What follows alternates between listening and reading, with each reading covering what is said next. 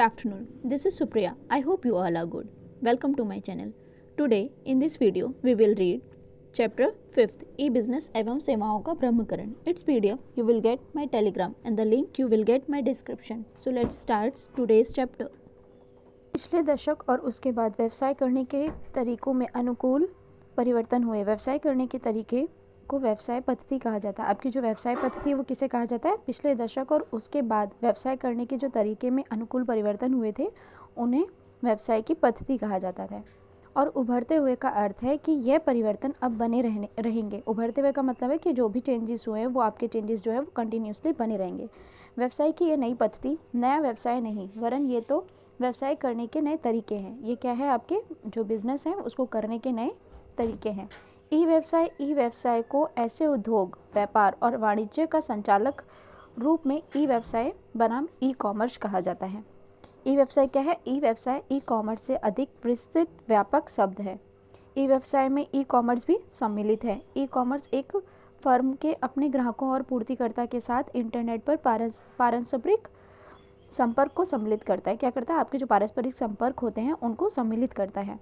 ई व्यवसाय न केवल ई कॉमर्स वरन व्यवसाय द्वारा इलेक्ट्रॉनिक माध्यम द्वारा संचालित किए गए अन्य कार्य जैसे उत्पादन स्टॉक प्रबंध उत्पाद विकास लेखांकन एवं वित्त और मानव संसाधन को भी सम्मिलित करता है. अब हम देखते हैं इसका अर्थ. इसका अर्थ क्या है?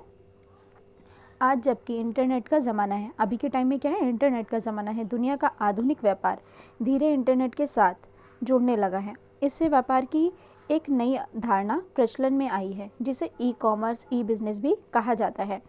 आज हम इंटरनेट पर अपनी दुकान खोलकर दुनिया भर के जो काम होते हैं दुकान खोलकर दुनिया भर के इंटरनेट उपभोक्ताओं तक पहुंचा सकते हैं. मतलब क्या है कि अगर आप ऑनलाइन अपना बिजनेस करना चाहते हैं तो आप एक ऑनलाइन शॉप ओपन कर सकते हैं और दुनिया भर में जितने भी आपके उपभोक्ता हैं जितने भी कस्टमर हैं उनके पास आप पहुँच सकते हैं. कैसे? इंटरनेट के थ्रू. इंटरनेट का उपभोक्ता घर बैठे ही माल का आदेश दे सकता है. इंटरनेट पे क्या है? उपभोक्ता घर बैठे ही माल का आदेश दे सकता है. जैसे कि आपका फ्लिपकार्ट अमेज़ॉन हो गया, यहाँ पे आप क्या करते हैं? ऑनलाइन ही ऑर्डर करते हैं, माल की सुपुर्दगी ले सकते हैं और भुगतान भी कर सकते हैं. ई बिज़नेस का क्षेत्र. ई बिज़नेस के क्षेत्र में निम्नलिखित को सम्मिलित किया गया है. क्या क्या सम्मिलित है इसमें सबसे पहला आपका आता है B2B कॉमर्स. B2B कॉमर्स क्या होता है? Business to business commerce. इसका अर्थ इसके अंतर्गत इलेक्ट्रॉनिक व्यवहारों को करने वाले दोनों पक्ष में व्यावसायिक इकाइयाँ होती हैं. उदाहरण के लिए दोनों फर्मों में से एक उत्पादन करने वाली और दूसरी क्या है? कच्चा माल सप्लाई करने वाली हो सकती है. उदाहरण मारुति उद्योग लिमिटेड हो गया. कार बनाने के लिए पुर्जे जैसे टायर सीट दरवाजे आदि दूसरी कंपनी से लेने होते हैं, उसे हम कहते हैं B2B कॉमर्स. नेक्स्ट है आपका B2C commerce, business to customers commerce. इसके अंतर्गत क्या होता है? इसके अंतर्गत एक पक्ष फर्म होती है, दूसरा ग्राहक होता है. ग्राहक घर बैठे ही इंटरनेट पर अपनी मनपसंद वस्तुओं की जानकारी प्राप्त कर सकता है, आदेश दे सकता है, कुछ मदों को प्राप्त कर सकता है और भुगतान भी कर सकता है. और दूसरी ओर फर्म किसी भी समय ये जान सकती है कि ग्राहकों का संतुष्टि का जो स्तर है वो क्या है. आजकल कॉल सेंटर के माध्यम से ये सभी जानकारियाँ उपलब्ध हो सकती हैं. कहने का क्या मतलब है? अगर आपने किसी कस्टमर्स को कोई सर्विस प्रोवाइड किया है, कोई प्रोडक्ट दिया है, उसके बारे में अगर आप जानना चाहते हैं, उसका फीडबैक लेना चाहते हैं तो आप कैसे ले सकते हैं? कॉल के थ्रू भी ले सकते हैं. कॉल सेंटर पे भी क्या होता है? अभी कॉल सेंटर पे ज़्यादातर ये होता है कि अगर आपने किसी को प्रोडक्ट सेल किया है तो उससे क्या है? आप फीडबैक लेने के लिए कॉल करते हैं और उनसे क्या करते हैं? उस प्रोडक्ट के बारे में फीडबैक लेते हैं. तो उसे कहते हैं B2C कॉमर्स. अब नेक्स्ट आपका आता है insta B commerce. Insta B commerce क्या होता है? राइटिंग इंस्टा बी कॉमर्स आपका क्या होता है? Writing business commerce. इसके अंतर्गत क्या होता है? इसके अंतर्गत व्यवसायिक क्रिया में सम्मिलित दोनों पक्ष एक ही व्यवसाय के दो व्यक्ति अथवा विभाग होते हैं. उदाहरण के लिए क्या है? एक फर्म का विपणन विभाग इंटरनेट के माध्यम से लगातार उत्पादन विभाग के संपर्क में रहता है ताकि ग्राहकों की इच्छानुसार उत्पादन किया जा सके. कहने का क्या मतलब है? इसके अंतर्गत व्यवसाय की जो क्रिया होती है वो दोनों पक्ष के लिए होती है. व्यवसाय में क्या होता है? दो व्यक्ति अथवा विभाग होते हैं. दो व्यक्ति होते हैं और दो आपके क्या होते हैं? डिपार्टमेंट होते हैं. उदाहरण के लिए क्या है? एक फर्म का विपणन विभाग इंटरनेट के माध्यम से क्या करता है? एक फर्म का जो विपणन विभाग होता है वो इंटरनेट के माध्यम से क्या करता है? लगातार उत्पादन विभाग से संपर्क में रहता है. वो इंटरनेट के थ्रू क्या है? जो विपणन विभाग है वहाँ से उत्पादन का जो आपका विभाग है उससे कंटिन्यूसली संपर्क में रहता है ताकि ग्राहकों की इच्छानुसार क्या किया जा सके? उत्पादन किया जा सके. अब नेक्स्ट आपका क्या आता है? नेक्स्ट आपका आता है C2C कॉमर्स। C2C कॉमर्स क्या होता है? कस्टमर्स टू कस्टमर, इसे कहते हैं। इसके अंतर्गत व्यवसायिक क्रिया में सम्मिलित दोनों पक्ष एक ही व्यवसाय के दो व्यक्ति अथवा विभाग होते हैं। इसमें क्या है? इसके अंतर्गत व्यवसायिक क्रिया में सम्मिलित जो दोनों पक्ष होते हैं वो एक ही व्यवसाय के दो व्यक्ति अथवा विभाग होते हैं। उदाहरण के लिए, एक फर्म का विपणन विभाग इंटरनेट के माध्यम से लगातार उत्पादन विभाग के संपर्क में रहता है। कहने का क्या मतलब है? एक फर्म का जो विपणन विभाग होता है वो इंटरनेट के माध्यम से कंटिन्यूसली क्या है? विभाग के संपर्क में रहता है, ताकि ग्राहकों की जो इच्छा अनुसार उत्पादन किया जा सके, ग्राहकों को जो प्रोडक्ट चाहिए उनके इच्छा के अनुसार उत्पादन किया जा सके। नेक्स्ट आता है आपका C2B कॉमर्स। C2B कॉमर्स क्या होता है? ये उपभोक्ताओं को शॉपिंग की स्वतंत्रता देता है। उपभोक्ता कॉल सेंटर पर टोल फ्री नंबर के द्वारा पूछताछ भी कर सकते हैं, जिसे हम कहते हैं C2B कॉमर्स। नेक्स्ट आपका आता है C2E कॉमर्स। इसके अंदर क्या है? इसके अंतर्गत कंपनी कर्मचारियों की भर्ती, इंटरव्यू, चयन और प्रशिक्षण आदि की प्रक्रिया को आसानी से पूरा कर सकती है, उसे हम कहते हैं C2E कॉमर्स। अब देखते हैं हम ई कॉमर्स के आपके कुछ लाभ हैं। ई कॉमर्स के लाभों में क्या है? इसके निम्नलिखित लाभ हैं। फर्स्ट क्या है आपका? विश्व स्तर पर पहुंच। इसकी क्या है? इसकी जो पहुंच है वो विश्व स्तर पर है। जैसे जो व्यवसायी ई बिजनेस से जुड़ जाते हैं उनके बाजार का विस्तार होता है, नए नए ग्राहक संपर्क में आते हैं, जिससे कि क्या है? बिक्री में भी वृद्धि होती है। नेक्स्ट है आपका मध्यस्थ व्यापारियों का लुप्त होना। इसमें क्या है? आपके जो मध्यस्थ व्यापारी हैं वो लुप्त हो जाते हैं। कैसे? इसमें थोक और फुटकर व्यापारी लुप्त होते हैं। अधिकतर ग्राहक उत्पादकों से सीधा संपर्क स्थापित करने में लगे होते हैं। अधिकतर क्या है? ग्राहक जो है वो उत्पादकों से सीधा संपर्क करने में लगे होते हैं, जिससे उपभोक्ताओं को कम मूल्य पर माल प्राप्त हो जाता है। नेक्स्ट है आपका सरल वितरण प्रक्रिया। ये क्या है? बहुत ही सरल वितरण प्रक्रिया है, प्रोसेस है एक आपका। ई कॉमर्स के अंतर्गत अनेक सेवाएं एवं सूचनाएं कंप्यूटर पर ही प्राप्त हो जाती हैं। ई कॉमर्स में क्या है? आपकी जो ज़्यादातर जानकारी होती हैं, जो आपको इन्फॉर्मेशन चाहिए होती है, वो कैसे मिल जाती है? आपको कंप्यूटर पर ही प्राप्त हो जाती है, जिससे क्या है? वितरण की जो प्रक्रिया है वो बहुत ज़्यादा सरल हो जाती है और लागत में भी कमी आती है। नेक्स्ट है आपका स्थापना लागत का कम होना। इसकी जो स्थापना लागत होती है वो कम होती है। इसके अंतर्गत बड़े शोरूम या बड़ी ज़मीन की ज़रूरत नहीं होती, जिसमें इसमें क्या होता है? सिर्फ कंप्यूटर और इंटरनेट से ही काम चल सकता है। नेक्स्ट है नए उत्पादकों को लाने में आसानी। इसमें क्या है? इसके माध्यम से कोई भी नया उत्पाद बाजार में लाया जा सकता है। इंटरनेट पर इसकी पूरी जानकारी उपलब्ध कराकर उपभोक्ताओं को घर बैठे आप उत्पादों के बारे में पूरी जानकारी उपलब्ध करा दी जाती है। इसलिए बोला गया है नए उत्पादों को लाने में बहुत ज़्यादा आसानी होती है। जैसे कि अगर आपको कोई भी न्यू प्रोडक्ट लाना है तो आप उसका क्या करेंगे? इंटरनेट के थ्रू उसके एक वेब पेज बना देंगे, या फिर उसका कोई एडवर्टाइजिंग कर देंगे और उसकी सारी डिटेल्स दे देंगे। उसके बाद में वो प्रोडक्ट आप अपने कंप्यूटर पर डाल देंगे, तो उससे क्या है? बहुत जल्दी ही लोगों के पास में उसकी जानकारी पहुंच जाती है। नेक्स्ट आता है आपका समय की बचत। समय की बचत में क्या होता है? घर बैठे ही उपभोक्ता को सामान मिल जाता है, जिससे क्या है? उन्हें बाजार में घूमना नहीं पड़ता है। अब हम देखते हैं ई कॉमर्स के लिए आवश्यक साधन। आपके जो ई कॉमर्स है उसके लिए साधन कौन कौन से ज़रूरी होते हैं? इसमें क्या आता है? Computer system. आपका जो कंप्यूटर सिस्टम है वो बहुत ज़्यादा ज़रूरी है। कंप्यूटर सिस्टम का होना ई कॉमर्स की पहली आवश्यकता है। कंप्यूटर के द्वारा ही इंटरनेट से जुड़ा जा सकता है। नेक्स्ट है इंटरनेट कनेक्शन। इसमें क्या होता है? इंटरनेट कनेक्शन लेना बहुत ज़रूरी है और आजकल ये घर बैठे ही बड़ी आसानी से लिया जा सकता है। नेक्स्ट है वेब पेज बनाना। ई कॉमर्स वेब पेज का सर्वाधिक महत्व है। इसे होम पेज के नाम से भी जाना जाता है। जिस उत्पाद को इंटरनेट पर प्रदर्शित करना होता है उसे वेब पेज पर दर्शाते हैं। नेक्स्ट आपका ऑनलाइन व्यापार। ऑनलाइन ट्रांजैक्शंस में क्या होता है? ऑनलाइन व्यापार का अर्थ है इंटरनेट के माध्यम से माल के बारे में जानकारी प्राप्त करना, आदेश देना, सूचनाओं व सेवाओं का क्रय विक्रय संभव। इसे हम कहते हैं ऑनलाइन व्यवहार। अब क्या है आपका? कुछ ई व्यवसाय के प्रयोग हैं, जिसमें क्या है आपका? प्रयोग में सबसे पहले आती है आपका ई अधिप्राप्ति। नेक्स्ट है ई बोली, ई नीलामी। नेक्स्ट है ई संचार, ई संवर्धन। नेक्स्ट ई सुपुर्दगी और ई व्यापार। ये आपके क्या है? क्या थी आपकी? ये कुछ ई व्यवसाय के प्रयोग थे। ठीक है, अब हम देखते हैं ई व्यवसाय की सीमाएं। इसकी कुछ सीमाएं हैं। अल्पमानवीय स्पर्श। इसमें अंतर व्यक्ति अल्पमानवीय स्पर्श। इसमें अंतर व्यक्ति पारस्परिक संपर्क की गर्माहट का अभाव होता है। इसमें क्या है? पारस्परिक जो संपर्क होती है उसकी गर्माहट जो होती है उसका अभाव होता है। नेक्स्ट आदेश प्राप्ति और आदेश पूरा करने की गति के मध्य असमरूपता। सूचना माउस क्लिक करने का मात्र से ही प्रभावित हो सकती है। आपका क्या है? जो असमरूपता सूचना जो होती है वो माउस क्लिक करने मात्र से ही आपको प्रभावित हो सकती है, परंतु वस्तुओं की जो भौतिक सुपुर्दगी में समय ले लेती है वो कैसे है? देखिए आदेश तो प्राप्त हो जाता है आपको, लेकिन आदेश को पूरा करने के लिए क्या करना पड़ता है, गति के माध्यम से अनुरूपता सूचना माउस क्लिक करने की मात्रा से ही प्रवाहित हो जाती है। आपको क्या है, आपको अगर कोई भी सूचना आई है, कोई भी नोटिफिकेशन आई है, तो आप माउस से क्लिक करेंगे, उससे ही प्राप्त हो जाएगी। लेकिन क्या है, वस्तुओं की भौतिक जो सुपुर्दगी होती है उसमें यह होता है आपका समय लग जाता है। इसीलिए बोला गया है कि भौतिक सुपुर्दगी में समय ले ही लेती है। नेक्स्ट है आपका ई व्यवसाय के पक्षों में तकनीकी क्षमता और सामर्थ्य की आवश्यकता है।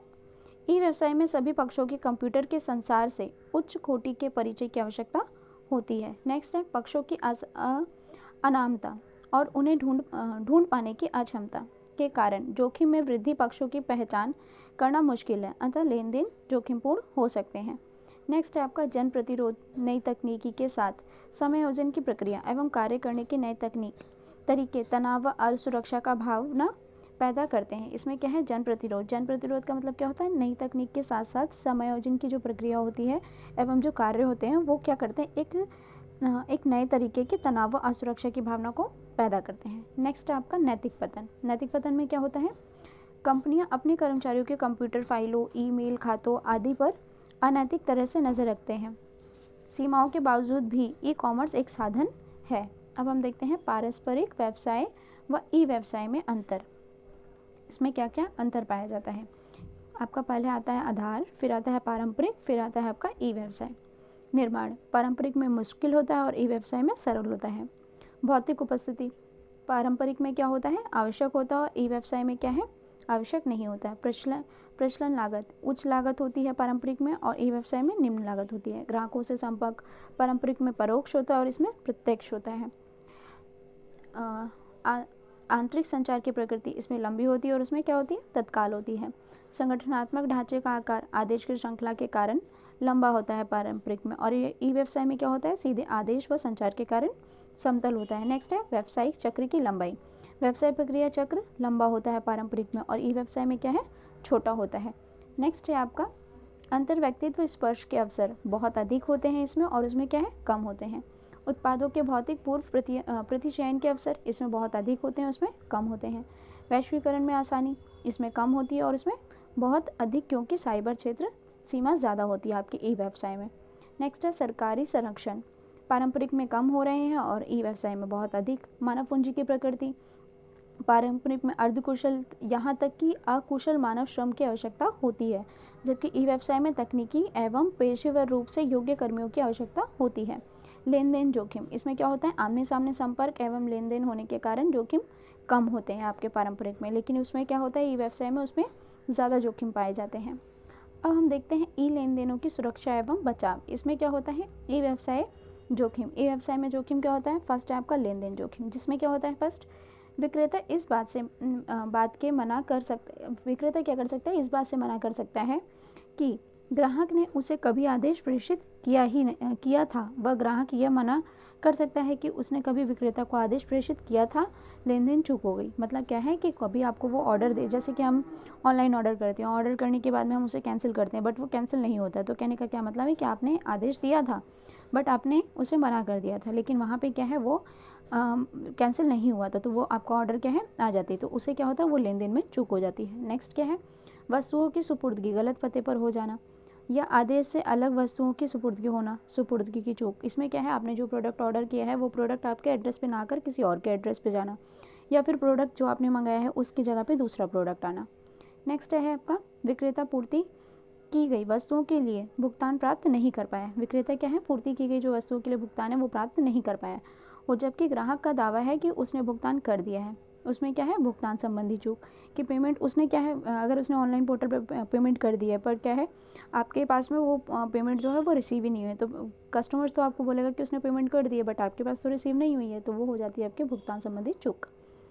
अब इन जोखिमों से बचने हेतु, अगर आपको इनसे बचना है तो क्या करना पड़ेगा, फर्स्ट पंजीकरण के समय पहचान और पते की जांच द्वारा और आदेश स्वीकृति एवं भुगतान वसूली के लिए एक प्राधिकार प्राप्त कर बचा जा सकता है। नेक्स्ट है आपका सुप्रतिष्ठित खरीदारी स्थानों से ही खरीदारी करें। क्या करें, सुप्रतिष्ठित जो खरीदारी स्थानों से ही आपको खरीदारी करनी चाहिए।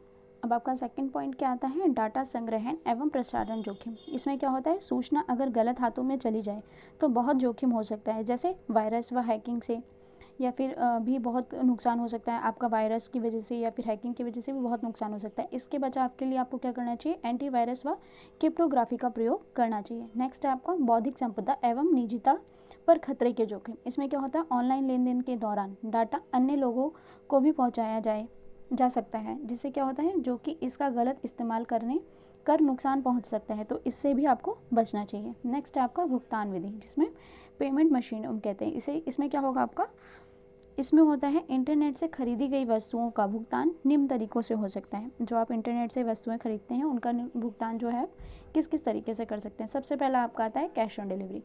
कैश ऑन डिलीवरी में क्या होता है, वस्तुओं की सुपुर्दगी के समय ही कैश अथवा चेक से भुगतान किया जा सकता है। नेक्स्ट आपका आता है नेट बैंकिंग ट्रांसफ़र। इसमें क्या होता है, इसमें ग्राहक इलेक्ट्रॉनिक फंड ट्रांसफ़र पद्धति द्वारा इंटरनेट के जरिए फर्म के खाते पर पैसा जमा कर सकता है। नेक्स्ट जैसे एग्जांपल, इंटरनेट सॉफ्टवेयर बनाने वाली एक मशहूर कंपनी नेटस्केप कैलिफोर्निया के सनीवेल स्थित अपने कार्यालयों के मुख्य कंप्यूटर पर लगभग हर मिनट दुनिया के अलग अलग हिस्सों से सॉफ्टवेयर के ऑर्डर प्राप्त करती रहती है। क्रेता ऑर्डर के साथ ही अपना क्रेडिट कार्ड का नंबर भी लिखते हैं। कंपनी अपने कार्यालय से ही इलेक्ट्रॉनिक ढंग से सॉफ्टवेयर की सुपुर्दगी दे देती है और तुरंत ही भुगतान भी प्राप्त कर लेती है। ये क्या है, एक आपका एग्जाम्पल है। नेक्स्ट है आपका डेबिट और क्रेडिट कार्ड द्वारा, जिसमें क्या होता है ग्राहक बैंक द्वारा जारी किए गए डेबिट एवं क्रेडिट कार्ड से भुगतान भी कर सकते हैं। सिर्फ उन कार्डों का नंबर और बैंक का नाम ऑनलाइन देना होता है। उन्हें क्या है, उन कार्डों का नंबर और बैंक का जो नाम है वो ऑनलाइन देना होता है। अब आपका क्या है, व्यावसायिक सौदों की सुरक्षा। व्यावसायिक के सौदों की सुरक्षा कैसे होती है, निम्न तरीकों से हम ई कॉमर्स में होने वाले व्यावसायिक सौदों की सुरक्षा कर सकते हैं। कैसे कर सकते हैं, वस्तुओं की सुपुर्दगी से पहले विवरण। ग्राहकों द्वारा वस्तुओं की सुपुर्दगी से पहले क्रेडिट कार्ड नंबर, कार्ड जारीकर्ता की जानकारी, वैधता की विधि आदि का विवरण ऑनलाइन देना आवश्यक है। नेक्स्ट है एंटीवायरस प्रोग्राम, जिसमें क्या है डाटा, फाइल, फोल्डर तथा कंप्यूटर को वायरस से बचाने के लिए एंटीवायरस प्रोग्राम डालना तथा समय पर अपडेट करना। नेक्स्ट आपका आता है साइबर क्राइम सेल, जिसमें क्या है सरकार द्वारा हैकिंग के केस देखने तथा हैकरों के खिलाफ कार्यवाही के लिए विशेष क्राइम सेल स्थापित करना। इन सभी तरीकों से क्या है आप बच सकते हैं। नेक्स्ट आपका आता है सेवाओं का ब्राह्मीकरण। इसमें क्या होता है, व्यवसाय को कुशलतापूर्वक चलाने के लिए अनेक क्रियाएं करनी होती हैं, जैसे उत्पादन, क्रय विक्रय, वित्तीय प्रबंधन, विज्ञापन, पत्र व्यवहार आदि। जब व्यवसाय का पैमाना छोटा था तो व्यवसायी से सभी क्रियाएं करने के लिए संगठन के अंदर ही इंतजाम कर लेते थे, लेकिन व्यवसाय का पैमाना बढ़ने के साथ अब ये क्या है काम काफ़ी कठिन हो गया है। अतः आज अनेक क्रियाओं को करने में आने वाली जो वाजिब कठिनाई को दूर करने का विशिष्टीकरण के लाभ प्राप्त करने के लिए इन सेवाओं को संगठन के बाहर से ही प्राप्त किया जाने लगा है। इसे सेवाओं का ब्राह्मीकरण कहते हैं। मतलब क्या है, आपका व्यवसाय को अगर आप कुशलतापूर्वक चलाना चाहते हैं तो उसके लिए क्या आपको निम्नलिखित क्रियाएं करनी पड़ती हैं, प्रोसेस करने पड़ते हैं। तो उसमें क्या होता है, फर्स्ट आपका उत्पादन होता है, फिर क्रय विक्रय होता है, वित्तीय प्रबंधन होता है, विज्ञापन होता है, पत्र व्यवहार। ये सभी चीज़ें आपके लिए क्या है, एक व्यवसाय को चलाने के लिए बहुत ज़्यादा ज़रूरी है। तो पहले क्या होता था, इन सभी चीज़ों का इंतजाम जो है आपके ऑर्गेनाइजेशन के अंदर ही कर लिया जाता था। लेकिन अभी क्या है, अगर आपका ऑर्गेनाइजेशन काफ़ी बड़ा है, ठीक है, और उसका जो इन सभी क्रियाओं का जो प्रोसेस है वो आप अंदर ही नहीं कर सकते हैं, उसको करना बहुत ज़्यादा कठिन होता है। तो इसके लिए क्या है, आपको ये सभी जो क्रियाएं हैं, जो प्रोसेस हैं, उनको दूर करने के लिए, उनमें होने वाली जो कठिनाइयाँ उनको दूर करने के लिए इन सेवाओं को आप बाहर से ही प्राप्त कर सकते हैं। तो अगर आप इन सभी सर्विसेज को, इन सभी प्रोसेस को बाहर से प्राप्त करते हैं तो उसे हम कहते हैं सेवाओं का ब्राह्मीकरण। ठीक है, नेक्स्ट आपका आता है सेवाओं का ब्राह्मीकरण की आवश्यकता। इसकी आवश्यकता आपको क्यों पड़ती है। फर्स्ट आपका पॉइंट आता है अच्छी क्वालिटी की सेवा प्राप्त करना। इसकी आवश्यकता हमें क्यों पड़ती है, अच्छी क्वालिटी की सेवा प्राप्त करने के लिए। यदि कोई कंपनी सभी क्रियाओं को स्वयं ही पूरा करने की कोशिश करती है तो सेवाओं की क्वालिटी पर विपरीत प्रभाव पड़ने की पूरी संभावना होती है। उस क्या है, आपकी जो सर्विसेज होती हैं, जो सेवाएं होती हैं, उस पर विपरीत प्रभाव पड़ने की पूरी संभावना रहती है। इस कठिनाई से बचने के लिए सेवाओं का ब्राह्मीकरण आवश्यक होता है। नेक्स्ट एक क्या है आपका, सेवाओं में स्थायी विनियोग से बचना। इसमें क्या है, आप स्थायी विनियोग से कैसे बच सकते हैं। यदि कोई कंपनी ये सेवाएं संगठन के अंदर ही उपलब्ध करती है तो उसे उनके लिए अलग अलग विभागों की स्थापना करनी होगी, जिस पर भारी स्थायी विनियोग करना पड़ता है। अतः ऐसा न्याय संगत लगता है कि इन सेवाओं को कंपनी के बाहर से ही प्राप्त कर लिया जाए।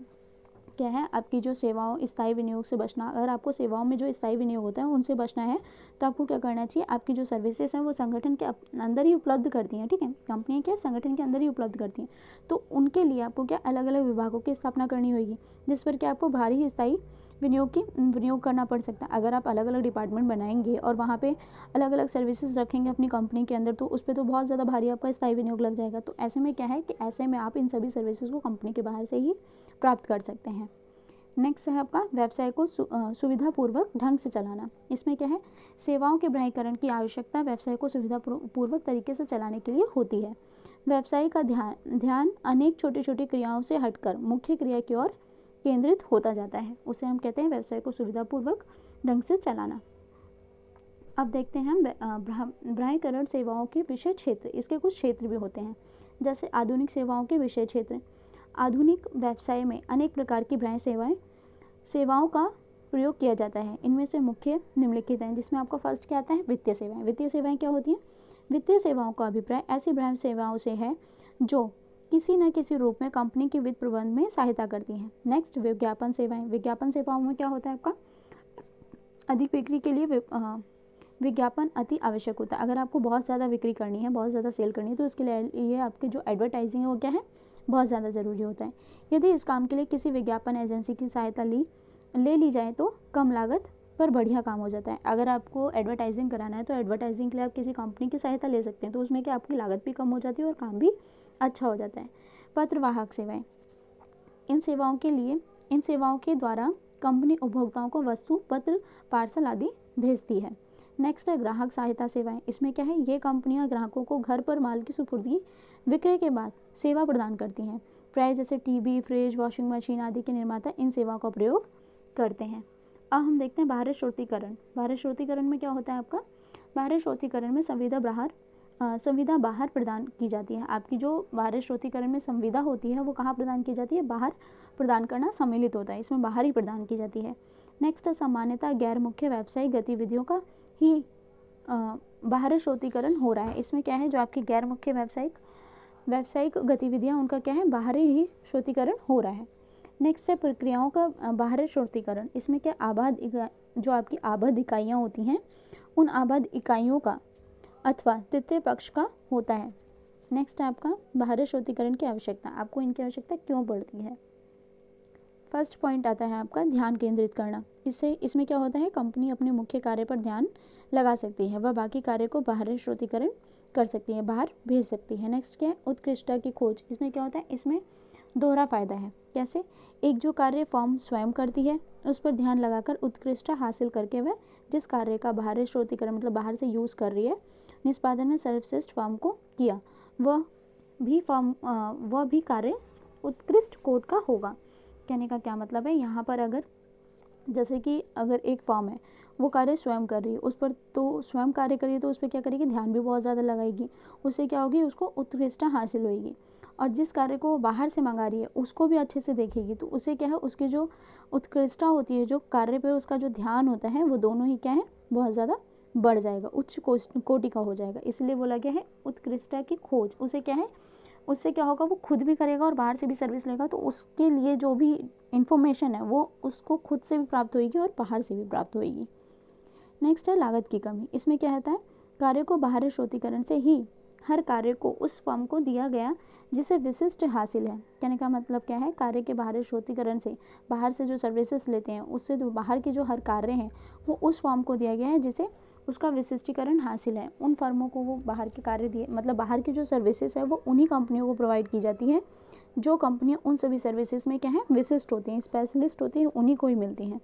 वह फर्म उस कार्य को बड़े पैमाने पर काफ़ी फर्मों के लिए करती हैं। वो क्या होता है, उन कंपनियों को देती हैं ताकि वो कंपनियाँ क्या है, जो आगे की फर्म होती है उनको काफ़ी बड़े पैमाने के लिए करती हैं, जिससे लागत में कमी व काम में उत्कृष्ट किस्म का होता है। जिससे क्या होता है, लागत जो होती है आपकी वो भी कम होती है और आपका जो काम का किस्म है, जो तरीका है, वो भी उत्कृष्ट हो जाता है और अच्छा हो जाता है। नेक्स्ट है आपका गठजोड़ द्वारा विकास। इसमें क्या होता है, जब दूसरों से सेवाएं ग्रहण करेंगे तो उस क्षेत्र में पूंजी निवेश की आवश्यकता नहीं पड़ेगी, वह कम लागत व उत्कृष्ट गुणवत्ता सेवाओं का लाभ भी प्राप्त होगा, अतः व्यवसाय का क्या होगा, विकास भी होगा। नेक्स्ट है आपका आर्थिक विकास को प्रोत्साहन। वह देश जहाँ बाहरी स्रोतीकरण किया गया है उसमें उद्यमशीलता, रोजगार एवं निर्यात को प्रोत्साहन मिलता है। नेक्स्ट है आपका बाहरी स्रोतीकरण के सरोकार, जिसमें क्या है आपका फर्स्ट आता है आपका गोपनीयता। गोपनीयता क्या होता है? बाहरी स्रोतीकरण बहुत सारी महत्वपूर्ण सूचना एवं जानकारी की हिस्सेदारी पर निर्भर करता है, जिससे पक्ष के हितों को हानि पहुंच सकती है। इसमें क्या आपकी जो गोपनीयता होती है वो नहीं रह जाती है। नेक्स्ट है परिश्रम खरीदारी। व्यावसायिक फर्म जो बाहरी स्रोतीकरण करवाती है अपनी लागतें कम करने का प्रयत्न करती है। वह मेजबान देश की निम्न मानव संसाधन लागत का अधिकतम लाभ उठाने की कोशिश करती है, इसलिए बोला गया परिश्रम खरीदारी। नेक्स्ट आपका आता है नैतिक सरोकार। इसमें क्या होता है? दूसरे देशों में सख्त कानून न होने की वजह से बाल मजदूरी व लिंग के आधार पर कम मजदूरी देकर अपनी लागत कम करना नैतिक नहीं है।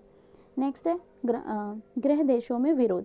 कार्य बाहर सौंपने से गृह देश में बेरोजगारी की समस्या बढ़ती है, जिससे गृह देशों में विरोध पनप सकता है। कहने का क्या मतलब है? अगर आपकी जो सर्विसेज है वो अगर आप बाहर के देशों में देते हैं तो वहाँ क्या होता है? बेरोजगारी की समस्या बढ़ जाती है, जिससे क्या है आपके दोनों देशों में क्या है? विरोध भी पनप सकता है। अब हम देखते हैं पीओपी की अवधारणा। पीओपी मतलब बिजनेस प्रोसेस आउटसोर्सिंग। पीओपी क्या होता है आपका? पीओपी का अर्थ है व्यवसाय की बाहरी प्रक्रिया, जो आपकी बाहर की प्रक्रिया होती है, बाहर के प्रोसेस होते हैं। इसके अंतर्गत किसी समस्या के हल करने का एक पूर्व निर्धारित मार्ग दिया होता है। इसमें प्रक्रिया विशेषता जैसे प्रोसेस एक्सपर्टीज पर ध्यान केंद्रित किया जाता है। आपकी जो प्रोसेस एक्सपर्टीज होती है उस पर ज़्यादा ध्यान दिया जाता है। पीओपी क्षेत्र में नौकरी प्राप्त करने के लिए ज्ञान और तीव्र प्रभाव अंग्रेजी बोलना बहुत ज़्यादा ज़रूरी है। अगर आपको पीओपी क्षेत्र में जॉब चाहिए तो उसमें क्या है? आपको ज्ञान, नॉलेज और आपकी जो इंग्लिश है, आपकी जो अंग्रेजी भाषा है वो दोनों ही बहुत अच्छी होनी चाहिए। पीओपी के अंतर्गत आने वाली कुछ सेवाएं हैं। इसमें आपकी कौन कौन सी सेवाएं आती हैं? फर्स्ट आता है फैक्टरिंग सुविधा, सौदागर बैंकिंग सेवाएं, विज्ञान सेवाएं, कोरियन सेवाएं, ग्राहक सहायता सेवाएं आदि। ये सब क्या है? आपकी पीओपी के अंतर्गत आने वाली सर्विसेज हैं। नेक्स्ट देते हैं ज्ञान प्रक्रिया बाहरीकरण। इसमें क्या होता है? केपीओ। केपीओ का मतलब क्या है?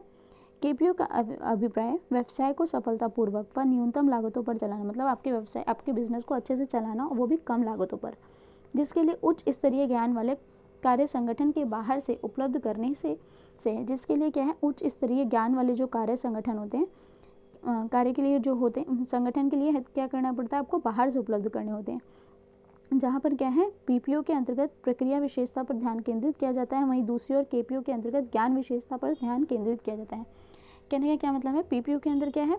आपका जो ध्यान है वो किस पे दिया जाता है? वो विशेषता पर, आपकी जो पीपीओ के अंतर्गत जो विशेषता होती है उस पर ध्यान केंद्रित किया जाता है, लेकिन जो केपीओ होता है उसके अंतर्गत ज्ञान की विशेषता पर ध्यान केंद्रित किया जाता है। उस पर क्या है?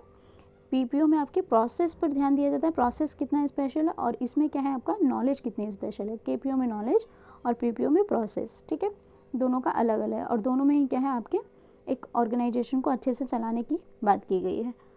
अब हम देखते हैं केपीओ की आवश्यकता। केपीओ की आवश्यकता आज के प्रतियोगितावादी वातावरण में कंपनियां अधिक उच्च प्राथमिकता वाले क्षेत्रों पर दे रही हैं। कंपनियां ये महसूस कर रही हैं कि कम महत्वपूर्ण क्रियाओं को संगठन के बाहर से पूरा करवाकर केवल लागतों में कमी व कुशलता में वृद्धि ही नहीं होती, बल्कि कंपनी का सारा ध्यान व शक्ति मुख्य क्रियाओं की ओर संचालित हो जाती है। उसे हम क्या कहते हैं? केपीओ की आवश्यकता। केपीओ का अर्थ और केपीओ का क्षेत्र। देखिए, यहाँ बीपीओ का अलग कदम है। ये प्रक्रिया विशेषता की अपने ज्ञान विशेषत पर ध्यान केंद्रित करती है। क्या करती है? प्रक्रिया विशेषता की अपेक्षा, प्रक्रिया के विषय, प्रोसेस की जो विशेषता उसके अपेक्षा में क्या करती है? ये नॉलेज की विशेषता पर ज़्यादा ध्यान देता है। ये कम महत्वपूर्ण क्रियाओं की सेवाएं प्रदान करता है। ये क्या करता है? ये कम महत्वपूर्ण क्रियाओं को ही सेवाएं प्रदान करता है। ये क्षेत्र शिक्षित लोगों को एक वैकल्पिक करियर उपलब्ध कराता है। नेक्स्ट क्या है? ये क्षेत्र शिक्षित लोगों को एक वैकल्पिक करियर उपलब्ध कराता है। अब हम देखते हैं पीपीओ के अंतर्गत आने वाली कुछ सेवाएं। वो आपका क्या था? फर्स्ट हमने पढ़ा केपीओ का अर्थ और केपीओ के क्षेत्र, और अब आपका आता है पीपीओ के अंतर्गत आने वाली सेवाएं। पीपीओ के अंतर्गत कौन सी सेवाएं आती हैं? शोध एवं विकास हो गया, व्यावसायिक एवं तकनीकी विश्लेषण, सचिव चित्र डिजाइन, व्यावसायिक एवं विपणन शोध आदि। नेक्स्ट है स्मार्ट कार्ड एवं संचालित ट्रेलर मशीन, जिसे हम क्या कहते हैं? एटीएम। स्मार्ट कार्ड क्या होता है? इसका अभिप्राय एक अति लघु टेम्पर प्रूफ उपकरण से है, जिसमें क्या है? एक माइक्रो प्रोसेसर मेमोरी चिप लगी होती है, तो उपयोगकर्ता का डेटा स्टोर करने के काम आती है, जैसे क्रेडिट कार्ड हो गया, सिम, चिप और सेलर फ़ोन्स हो गए आपके। ये सभी आपके क्या है, स्मार्ट कार्ड हैं। अब हम देखते हैं इनकी उपयोगिता। इनकी उपयोगिता में क्या है, फर्स्ट आपका है बैंकिंग व रिटेल के लिए। बैंकिंग और रिटेल का जो काम होता है वहाँ पे आपके स्मार्ट कार्ड ज़रूरी होते हैं। कैसे, स्मार्ट कार्ड से हम शॉपिंग, बिल भुगतान आदि कर सकते हैं। नेक्स्ट, इलेक्ट्रॉनिक पर्स के रूप में, जैसे कागजी नोट रखने की ज़रूरत नहीं पड़ती, क्योंकि भुगतान के समय स्मार्ट कार्ड इस्तेमाल हो सकता है, जिससे सफ़र इत्यादि में सुरक्षा होती है। नेक्स्ट है, ये बहुत सा डाटा स्टोर कर सकती है। नेक्स्ट क्या है, आपके जो स्मार्ट कार्ड होती है वो बहुत सारे डाटा को स्टोर कर सकते हैं। फोर्थ, पूर्ण सुरक्षा, ये टेम्पर प्रूफ है, अतः डेटा से छेड़छाड़ नहीं की जा सकती है। फिफ्थ, आसान उपयोग, इसका जो यूजेस है वो बहुत सिंपल है, ये उपभोक्ता अनुकूल है, इसे आसानी से प्रयोग किया जा सकता है। अब हम देखते हैं आपका एटीएम। एटीएम क्या होता है, जिसे हम कहते हैं स्वयं संचालित टेलर मशीन। इसका मतलब क्या है, इसका अभिप्राय बैंक के एक विशेष इलेक्ट्रॉनिक कार्यालय से है, जो ग्राहकों को बिना बैंक प्रतिनिधि की मदद से ही आधारभूत बैंकिंग व्यवहारों को पूरा करने की अनुमति प्रदान करता है। अब इसकी उपयोगिता क्या है, यह मशीन जो है 24/7 आधार पर काम करती है, ये आपके 24 घंटा 7 दिन काम करती है। नेक्स्ट, इसने बैंक का काफ़ी काम कम कर दिया है। इससे क्या है, आप कैश डिपॉजिट भी कर सकते हैं और कैश विड्रॉल भी कर सकते हैं, तो इससे क्या है, बैंक का जो काम है वो बहुत कम कर दिया है। एटीएम के माध्यम से धन निकालने व जमा करवाने के अतिरिक्त भी अनेक कार्य, जैसे बिल का भुगतान हो गया, मोबाइल रिचार्ज आदि हो गया, ये सभी काम आप एटीएम के थ्रू कर सकते हैं। ये बैंकों द्वारा बहुत जगह पर खोले गए हैं, ताकि कार्ड धारक को आसानी से मिल जाए, जिससे क्या है, जहाँ पे भी आप हैं वहाँ पे आपको आसानी से एटीएम मिल जाएगा, तो आप अब कहीं पे भी किसी भी देश में उसकी सर्विस आराम से ले सकते हैं। इसी के साथ में आपका चैप्टर समाप्त होता है। मैं आशा करती हूँ आप सभी को ये चैप्टर अच्छे से समझ में आया होगा। मेरे चैनल को लाइक करना, शेयर करना, सब्सक्राइब करना। Thank you for watching.